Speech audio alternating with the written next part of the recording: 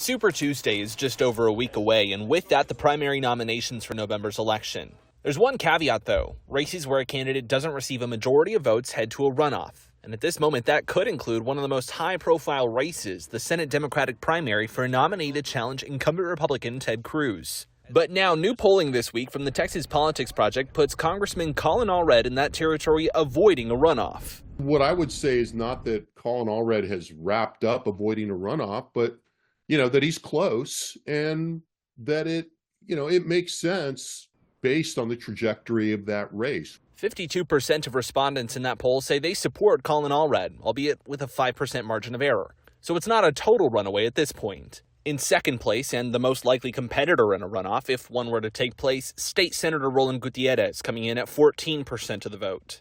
Still, a significant amount of voters had no opinion on either of those two candidates, and other polls have found a significant portion of the voter bloc, as much as 40%, say they're undecided in this race. We spoke with both of those candidates earlier this month about reaching that voter bloc. I've been really excited about this process and having a chance to tell my story to folks all across the state about being a fourth-generation Texan, being raised by a single mom in Dallas, going to Baylor, my family's from Brownsville, that I know who we are and that we can do better than Ted Cruz. At the end of the day, we're going to keep doing what we've been doing, which is going across the state, talking to people about the things that matter most.